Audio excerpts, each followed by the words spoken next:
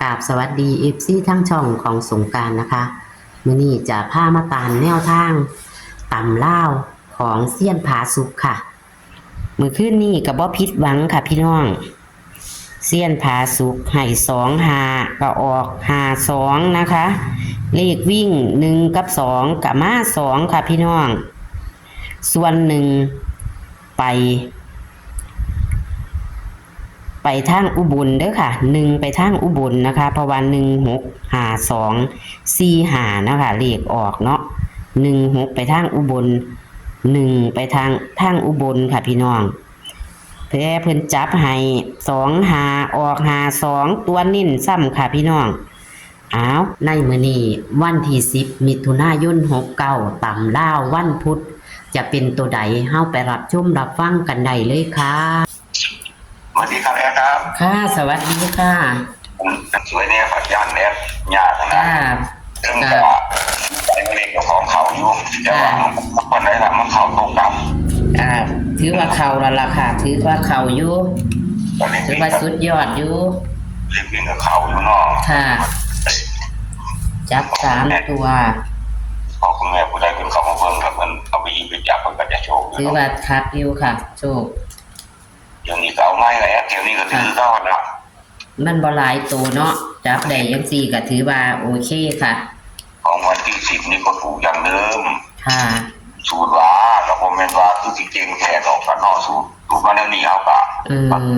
ไม่ว่าเนาะเฮากับมั่นใจในสูตรเฮานั่นล่ะค่ะเดินต่อคือได้แล้วล่ะแต่มันไม่เล็กตัวเก่าๆแต่ละคือบ่เป็นตะซื้อแท้ไม่นั่นล่ะค่ะมันว่าออกดีนั่นเห็นบ่เลขยังสิมันมีแต่ตัวเก่าเท่านั้นนะพวกอย่างนึงก็สิมองว่าจังซั่นเนาะแต่ว่าสูตรมันมาแล้วนี่ก็ได้มาแบบนั้นเนาะอันแต่ว่าเดี๋ยวนี้นะบอกสิมีเลขกว่าลงแปะให้จักตัดเด้อเพราะว่าแล้วมันมีเลขกว่าลงว่ามันเป็นจังได๋ของมันลูกสาวนั่นแม่นบ่ค่ะของลูกสาวใหญ่น่ะเอาไปป้ามื้อใดกว่าค่ะไปเดี๋ยวดูว่านี่ครับวันจันทร์ค่ะว่าเลขออกวนเวียนอยู่นำอายุนำยาของแกแล้วว่าจัง52นี่ก็อยู่อันเนาะแกเกิดพศ2500เนาะค่ะแม่นอยู่ดอก8นี่มันยังบ่ทันได้ออกแต่18แต่ว่าผมก็คัดยิงอยู่แต่ว่าบ่ได้จับให้มันตายก็ตาย2569เนาะเลขออก69ก็ออก69ไปแล้วเกิดวันที่24เนาะค่ะ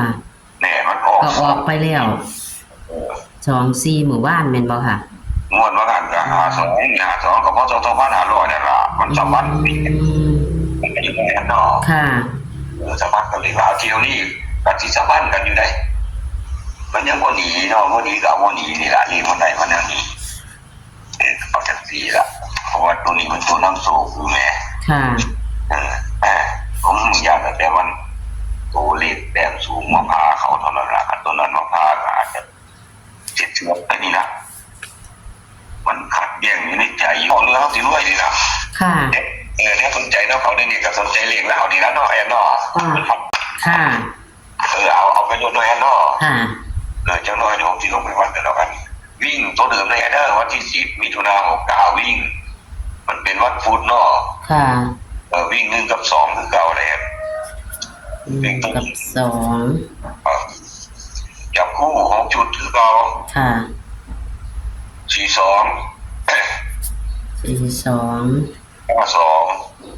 ตัวใดก็ค่ะ52ตัวเดิม52 ตั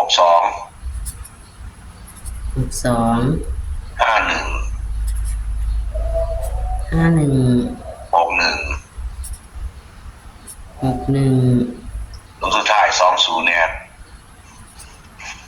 20วันนี้เอาเลข3ตัวเอาจะ3ชุดแทนค่ะตัวเดียวแหละผมมาเพิ่มผมมาใส่หลักร้อยซื้อพอใส่หลักร้อยมันก็เลยกลายเป็นเลข3ตัวหลักร้อยมันบ่คือกันอันก็เปลี่ยนหลักร้อยก็แม่นคนละตัวอยู่ดอกค่ะตัวแรก420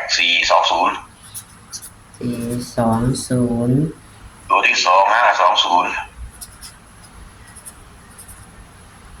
ตัวที่3 620ผมที่เน้นตัวเดียวได้เด้อ ค่ะ เพราะว่าผมเน้นเลข2 ตัวผมเน้น52กับ20แน่ในเลข3 ตัวนี่ผมสิเน้นเฉพาะเลข520แน่เด้อ0420 620เอาเป็นตัวรองซะ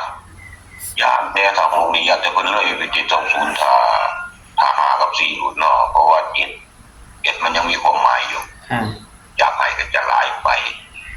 อันเป็นอย่างคือมี20เนาะที่จริงกะพอท่านไล่มึงใส่ลาวใส่อย่างไรเห็นคำนวณมาประกบอย่างเรียบร้อยแล้วมาหันมาเบิ่งเลขตามแดดเหมือนที่เขายังโฟกัสกันอยู่ลาวมันสัมพันธ์กันได้เพราะว่าผมมี20ผมคืนไว้แล้วว่าเขาสู้ในการเลขงวดนี้อยู่เลขต่างแดดมันจะต้องทำมันสัมพันธ์กับเลขทำคนเขาทำมันจะต้องมีศูนย์ กันเนาะ แล้วคนก็ติด2คนติดอยู่ในหัน2บ่ค่ะ เนี่ยสองมันว่าเรายังมันศูนย์แล้วล่ะเขาสูงจริงโซตายแล้วมันเอาบ่ได้แล้วนะ แม่นบ่ศูนย์ในการบ่เครียดในการมันก็ศูนย์อยู่แล้วนะคือมันหายเนาะ ค่ะ บางคนผมเลยตีแบบนี้ผมก็เลยผมจับคูณมาแล้วจังซี่แต่ว่ายังอีกอันนึงที่ผมบ่ได้จับให้คือ405060เด้อให้เข้าใจเด้อ มันก็สิเกี่ยวอยู่ในอัน3ตัวนี่ล่ะค่ะถ้ามันออกก็เลย ถ้าชอบ405060มันอยู่ในเลขนี่ถ้าผมจะจับให้มันจะเป็น8-9ชุดไปได้อ่ะ ค่ะ ให้เพิ่นตัดเอา เพราะว่ามันอยู่ในเลข3ตัว ในเลข3ตัว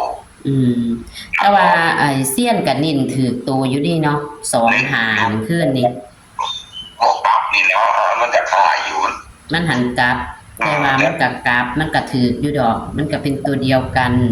ก็ถือว่ามออยู่ตรงนอก เพราะว่าเลขบ่หลายหางเขาเจ้าต้องซื้อกลับน้ำอยู่ดอกค่ะ พอจะเลขออกแล้วโทรเข้ามา4 สายพวกเราน้ำผมเนาะโทรผมก็บอกว่าเทเล่นตัวใดอยากผมก็บอกว่าผมก็มา2อันหลัก ค่ะ เมืองเนาะก็จะซื้อหลายเด้อนั่นคือมันโมเมนต์เดี๋ยวพันคุณพันกับแต่ตัดใจนะถ้ามีเงินหลายผมก็บ่งามหรอกผมก็อยากสร้างใจผมก็อยากซื้อพันคุณพันกุหลาบแต่อันนี้บอกเพื่อไว้ให้มันรู้ มีสายเข่าอยู่แม่นบ่ค่ะ เพราะว่าเอาเบอร์กับเอาเบอร์ขึ้นให้อยู่ดอกค่ะ อันนั้นบ่ที่เดี๋ยวนี้บ่ ค่ะเดี๋ยวนี้มีคนโทรไปบ่ บ่มีเขาโทรมาแต่มื้อเช้านี้ ค่ะ พอโทรมาว่าเลขออกแล้วโทรมาว่าจ้าขอโทษหลายๆบ่โทรมาเอาผมก็บอกให้เนาะ ค่ะ นั่นเขาว่ามันเลขมันโอ้ตายอันนั้นนี่แล้วแล้วบ่ซื้อเอาบ่เฮ็ดจักโทรมาเอาเฮ็ดหยังเนาะเฮ็ดหยังผมก็อุตส่าห์เรียนมารับใจได้ที่มานี่เพราะว่าทักบ่ทันมีโชคก็ซื้อถ้าเอาหมดไว้ก็บอกว่าตอนนี้ล่ะ ค่ะ คือผมนี่ล่ะผมก็จะซื้อแท้ เอาคือกันค่ะใต้แอปนี่ก็คือกันค่ะ ในเมื่อเฮา โอ้ บ่มี ยบ่มีโชคอีหลีซื้อหยังก็เบิ่งแล้วซื้อลาวก็เบิ่งแล้วบ่เข้าเลย บ่มีโชคทั้งนี้เนาะแอปก็ว่าโชคทั้งนี้ก็มีอยู่พี่หน่อยเนาะเฮาก็เลยว่าก็เลยเห็นแนวทาง ค่ะ นับอีกที่มันสิถึงนี่โอเค แต่ว่างวดนี้เป็นหูฝันดีแต่บ่รู้ว่าเลขจะเข้าบ่เลขความฝันน่ะ บอก ค่ะฝันดีขนาดเลยฝันว่ากำเอาปลาคอในตุ่มกับกำใด แต่มันฝันดีเลยนะเนี่ยเพราะเป็นสิ่งที่แนวไหนอยู่เนาะนี่เนาะ ทั้งว่านี่ล่ะค่ะ มันเป็นฝันดี เห็นตัวเลขตัวนี้แหละตัวหนึ่ง ๆ ที่ จ้า ผมบ บ่ อก จักว่าจักสิซื้อตัวใด ผมย่านมันคืนเป็น8-7นี่นะหรือ7-8เนี่ยละเลขฝาโลกนี่ครับจักกับเต้าโนกนี่ บั นะ ดนี้เอาเซียนว่าเลขฝาโลงตัวใดค่ะ ฝาก 8-6นี่ว่าไง 86เป็นบ่ค่ะ ครับเอาขอแปะไปในฝาโลกเลย อันนี้เลขฝาโลงเนาะค่ะ ครับแต่ว่า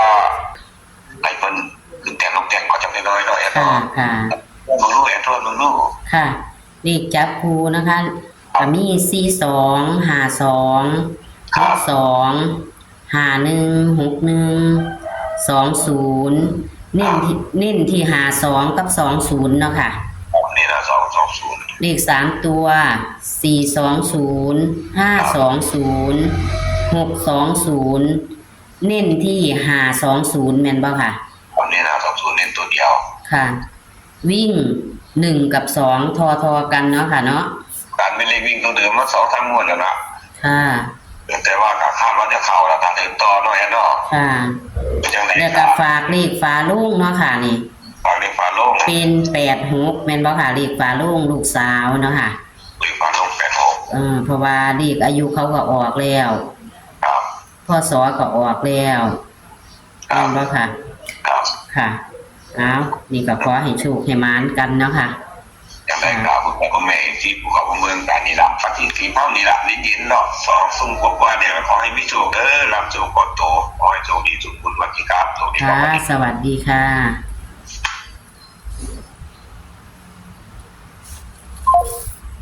ตัวเลขแนวทางของเซียนผาสุกวันที่9กับบ่ผิดหวังนะคะ วันที่9บ่ผิดหวังค่ะพี่น้อง เลขออก52เพิ่นให้25ตัวนิ่นเด้อค่ะพี่น้อง ตัวนิ้นเลย25ออก52แต่กระซ้ำเข่าเนาะค่ะเพราะว่าเป็นเลขตัวเดียวกันแค่กลับซื่อๆค่ะพี่น้องนี่ละค่ะ สุดยอดค่ะเซียนผาสุกเลขวิ่ง2กับมา2เลข3ตัว825กับเข่า2552เด้อค่ะพี่น้องเอานี่ค่ะ มาเบิงวันที่10มิถุนายน69เพิ่นมีเลขฝาโลงมาฝากนำพี่น้องอย่าลืมกลับหัวเด้อค่ะพี่น้อง86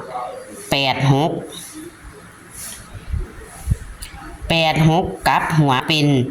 89ก็ได้เด้อค่ะเพราะว่าเลขอายุออกเบิดแล้วนี่คือเลขฝาโลงลูกสาวเพิ่นนะคะแต่ว่าอายุก็ออกไปแล้ว